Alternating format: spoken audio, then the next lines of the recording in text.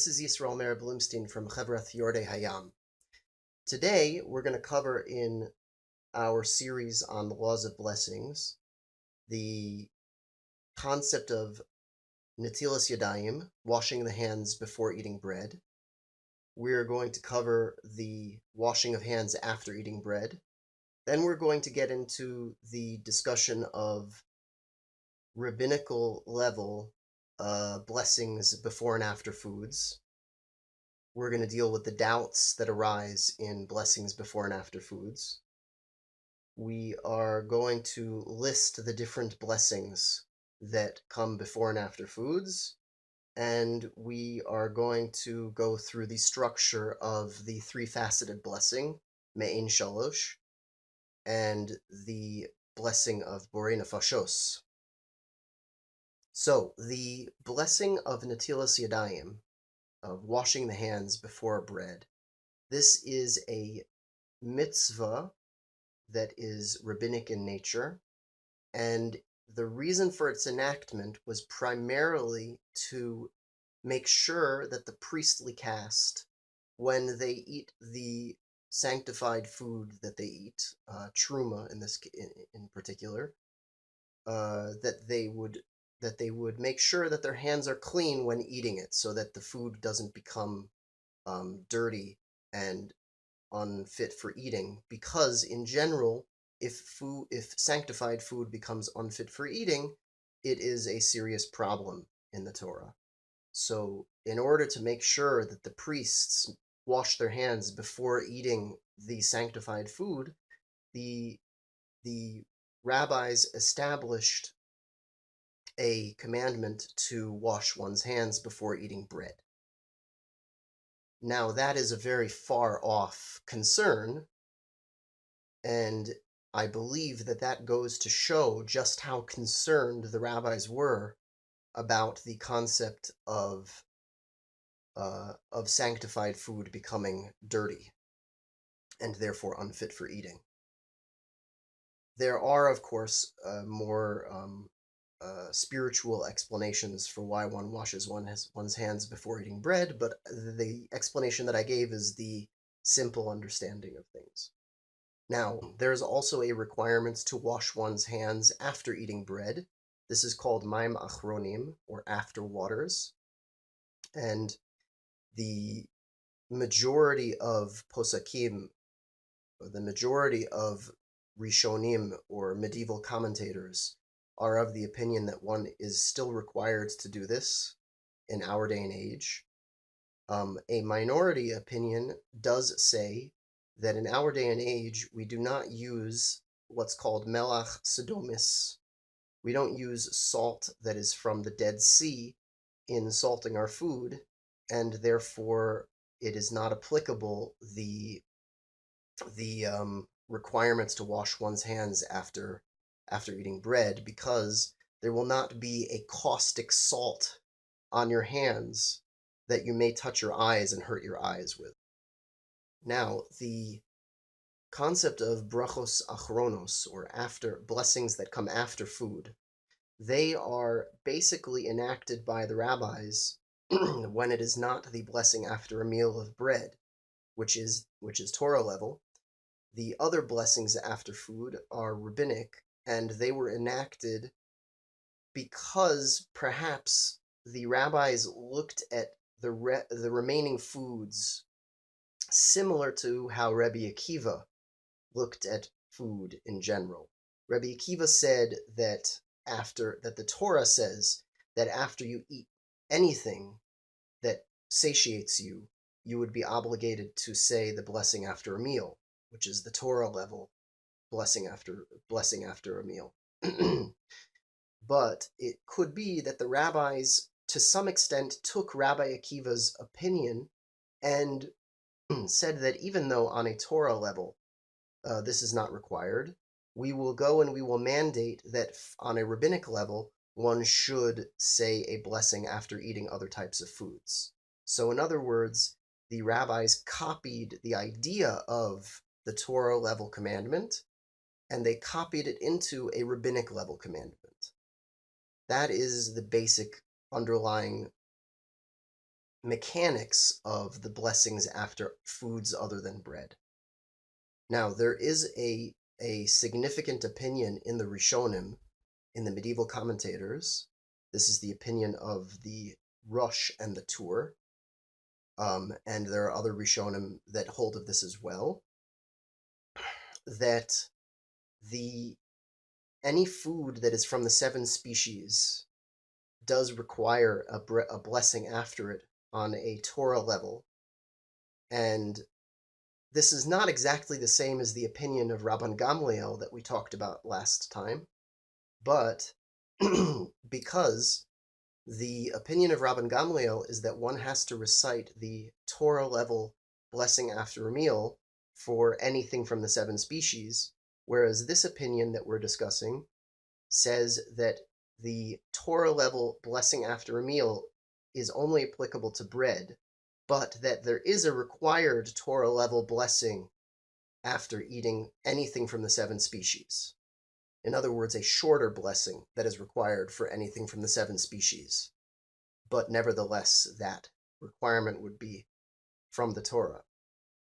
The other opinion, which is the opinion of the Rambam, Maimonides, is that even for the 7 species, the blessing after eating food of the 7 species would be a rabbinic level commandment,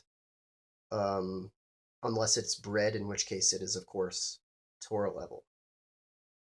So there is going to be a significant consequence of that, which is relating to the issue of if one has a doubt in reciting the blessing after the 7 species.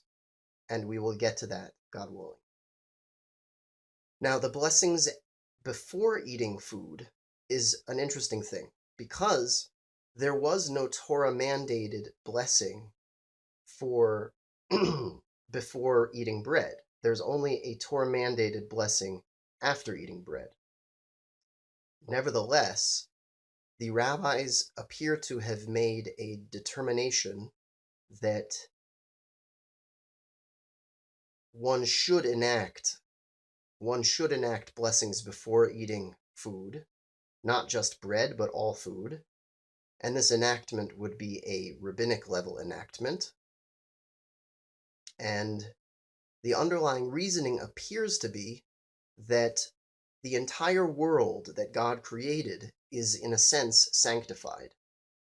And we have to approach that world in the form of, in the sense that one could misappropriate God's creation. Just as in the temple, if you would misappropriate an object that was consecrated for temple usage, it would be called me'ila, or misappropriation of sanctified property. Like, for example, if you would go and take a container that was in the temple and use it as a beer mug for your own, meal, that would be considered a form of me'ila, which is a Torah level prohibition. The rabbis considered that really this idea of me'ila is relevant to the entire world, the entire creation, and that if one were to eat food or drink something or even smell perhaps something without having said a blessing first, then one has effectively done a form of me'ila. Only if the act of eating, drinking, or smelling is done in combination with a blessing does that act have the status of a consecrated act, and therefore the world is not being misappropriated. In other words, if one says the blessing before eating, drinking, or smelling, then one is performing an action of divine service with this sanctified world that we are dealing with. And that is not a form of me'ila, just as if a priest in the temple were to use the vessel for its intended function in the temple, that would of course not be me'ila. So that is the underlying reasoning of Brachoth Rishonoth, of brachos that come before food. Okay, now let's talk about doubts that come up in blessings before food. The doubts that come up with blessings before food, the frequent example is where one forgets whether one has said a blessing before eating the food, in which case we would say that blessings before food are rabbinic enactments, and therefore we use our principle of that we talked about last time of Safek d'Oraisa LeChumrah and Safek d'Rabbanan LeKula.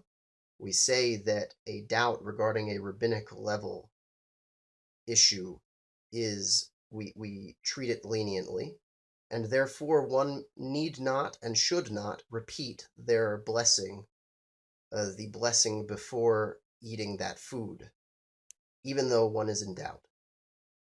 There is a significant opinion that says that the underlying reasoning of the blessings before eating food, since the underlying reasoning is that it is me'ila to take benefit out of the food before saying a blessing, and one has a doubt as to whether one said a blessing, therefore this opinion says that it actually is not acceptable for you to eat the food, even though you cannot say a blessing. So you are stuck in a situation that you cannot get out of, unless you utilize some other halachic mechanism to create a circumstance where one could say a blessing, a new blessing before eating the food. I should point out that even according to the majority opinion, it is praiseworthy to think in your mind the words of the blessing that comes before eating the food, in a case where you are not sure whether you said the blessing or not. The reason being that there is some opinion that holds that if you think blessings, that they actually work, and there is no opinion that holds that if you think a blessing that you don't need to say, that you will have violated taking God's name in vain, which is a possibility that does come up and is an issue in the laws of blessings. We don't want to end up using God's name in vain by saying the wrong blessing or by saying an unnecessary blessing. Now, we said that the status of the blessing after a meal, last time we said that it was a Torah level commandment, and therefore frequently we will treat it with a stringency when there is a doubt.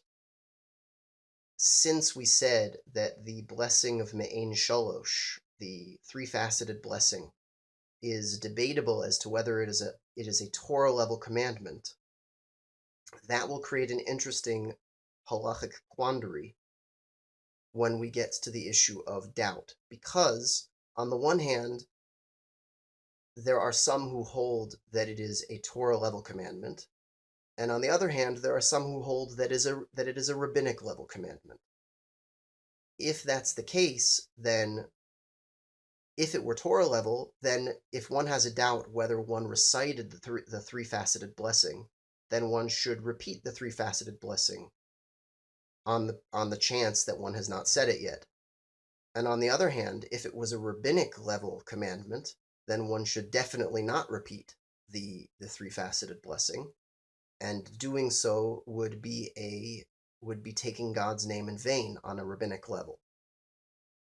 There is a solution that is proposed amongst the Achronim, the later commentators, which is that if one has eaten something from the 7 species to the degree of satiety, which is the only situation where we will have a doubt as to whether we should apply the stringency of the D'Oraisa, of the Torah level commandment, in a case where one ate to the degree of satiety, and one has a doubt whether they recited Mei'ein Shalosh, then and only then they should eat more of the type of food which is of the 7 species, and then recite the Mei'ein Shalosh again. And by doing that, they will not have performed a blessing which is in vain, because they will for sure have needed to say Mei'ein Shalosh a second time. Now, the blessing of Borei Nefashoth is, seemingly according to everyone, a rabbinic level enactment.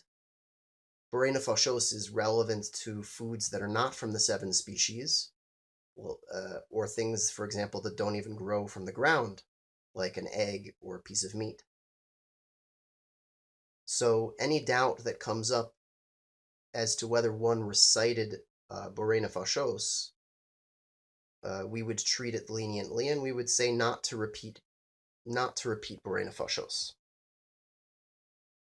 So the structure of Mei'ein Shalosh we will go through now. And we start Mei'ein Shalosh with saying Baruch Atah Hashem Elokeinu Melech HaOlam, and of course, instead of saying Hashem and Elokeinu, you would say God's names. We say that starting phrase, and then we have a variable portion.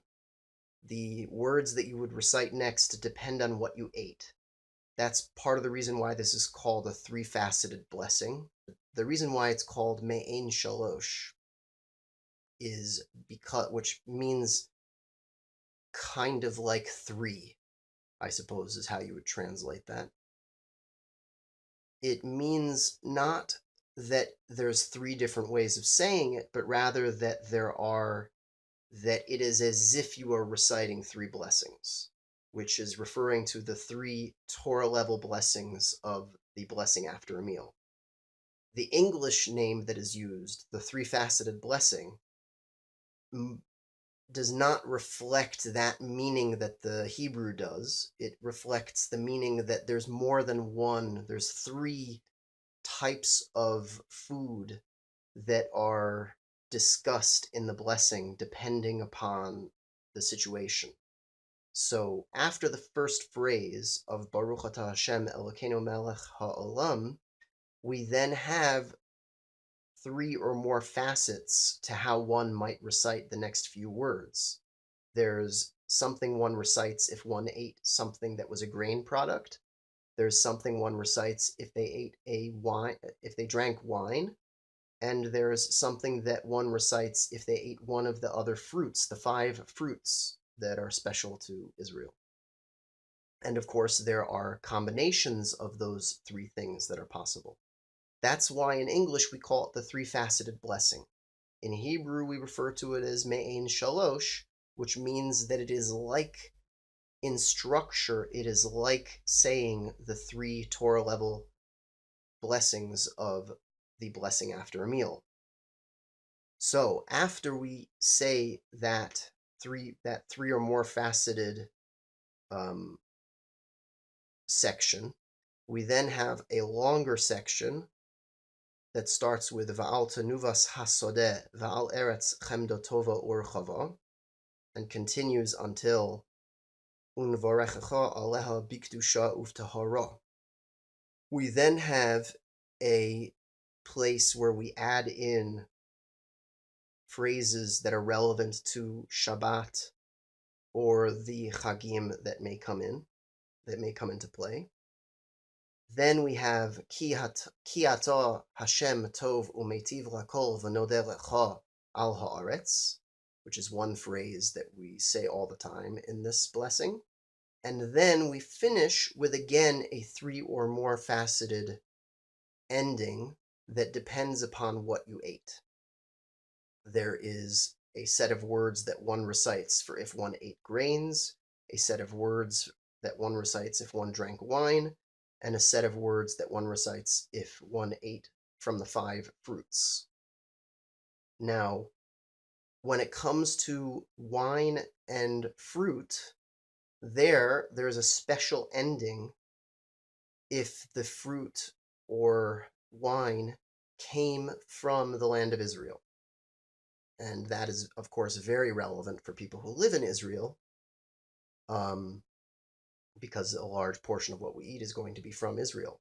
Although I should add, for anyone living in Israel, if you eat dried fruit, even if it is dried fruit from one of the 5 fruits, it is frequently not going to come from Israel, and therefore it is doubtful whether one should say the Israel relevant ending for those dried fruits.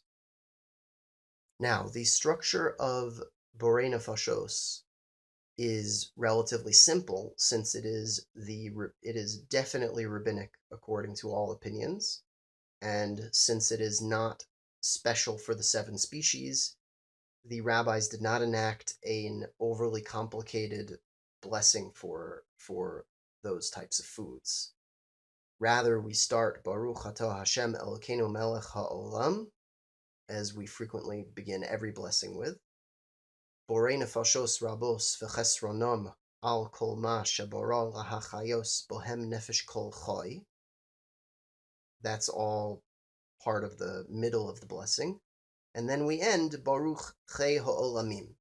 Now I should add that the Vilna Gaon was of the opinion that instead of ending Baruch Chei Ha'olamim, one should end with Baruch Atah Hashem Chei Ha'olamim. The custom is not like that, as far as I am aware, but it is an important opinion that does exist. Now a summary. So we went through the discussion of the washing of hands before and after eating bread. We said that both washings are rabbinic in nature, and the washing of hands before, we didn't mention this, but the washing of hands before is with a vessel. The washing of hands after bread does not require a vessel. We discussed the concept of blessings that come after all different types of foods, and we said that those were enacted as an enactment that was meant to mirror the Torah level blessing after a meal. We talked about the blessings that come before eating food, and we said that that was related to the idea of me'ila, or misappropriation of temple property, because we said that God created the world, and the world is created with a certain sanctity, and one has to use that sanctity for sanctified purposes. We discussed the issue of doubts with Brachoth Rishonoth and Brachoth Achronoth, and we said that some doubts will be deoraisa, some doubts will be Torah level, and some doubts will be derabanan, or rabbinic level, and therefore whether one treats them as stringent or lenient will depend upon which blessing we're dealing with. We went over the structure of Mei'ein Shalosh, and we went over the structure of Borei Nefashoth. Thank you very much for listening, for watching, and I hope that you will continue watching these classes, and I hope that I will be able to continue giving them. And please give me any comments about what you liked, what you didn't like, what you would like to hear more about, or any other comments that you might have or questions that you might have. Please leave me comments either in Reddit or on YouTube. Thank you. Bye-bye.